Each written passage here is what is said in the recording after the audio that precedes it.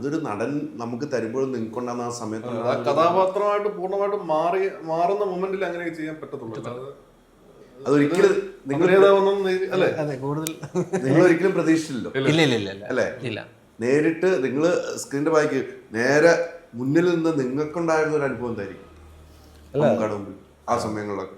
ഇത് എല്ലാം നമ്മൾ എത്ര വർഷങ്ങളോട് ഇദ്ദേഹത്തെ കണ്ടുകൊണ്ടിരിക്കുകയാണ്. അപ്പോൾ ഇതൊക്കെ ഇത്രയും ദിവസം അടുത്ത് നിന്ന് ഇദ്ദേഹം ചെയ്യുന്ന ഓരോ സംഭവങ്ങളും കണ്ടിങ്ങനെ ഈ പറഞ്ഞ തന്നെയാണ് ഓരോ മൊമെൻറ്റ്സും അത്രയും ആസ്വദിച്ച് കണ്ടുകൊണ്ടിരുന്നതാണ്. കാര്യം നമുക്ക് സ്ക്രീനിൽ കാണുന്നതിനപ്പുറത്തേക്ക് ലൈവായിട്ടൊരു പെർഫോമൻസ് കാണുമ്പോൾ കിട്ടുന്നൊരു സുഖമുണ്ടല്ലോ, അതും ഇമാതിരി ഒരാൾ ചെയ്യുമ്പോൾ എന്തൊക്കെയാണ് അദ്ദേഹത്തിൻ്റെ എക്സ്പീരിയൻസ് എല്ലാം ഓരോ പടത്തിലും അദ്ദേഹം കാണിക്കും. അത് ഓരോ പടത്തിൽ അങ്ങനെ ഒരു സംഭവം എന്തെങ്കിലും അദ്ദേഹം ചെയ്യുകയും ചെയ്യും.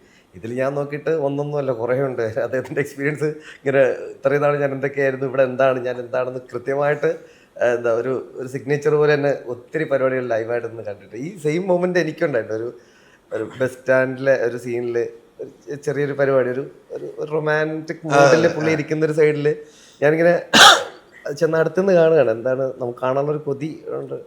അപ്പോൾ ഇങ്ങനെ ചെന്ന് കണ്ടപ്പോഴത്തേക്കും എനിക്ക് ഈ ഒരു പുരികത്തിൻ്റെ ഒരു ഭാഗത്തായിട്ട് എനിക്ക് പെട്ടെന്ന് എന്തോ ഒരു സംഭവം പോകണതുപോലെ എനിക്ക് തോന്നിയിട്ട് ഒരു ലേഡിയോട് സംസാരിക്കുന്ന ഒരു കാര്യമാണ്. സംസാരിച്ചിട്ട് അങ്ങ് പോയി, അത് കഴിഞ്ഞു, ആ ഷോട്ട് കഴിഞ്ഞു. എന്നിട്ട് ഇപ്പുറത്ത് നിന്ന് മോണിറ്ററിൽ വന്നിട്ട് ഞാൻ 2 തവണ ഇടിയിച്ച് അതൊന്നിട്ടായിട്ട്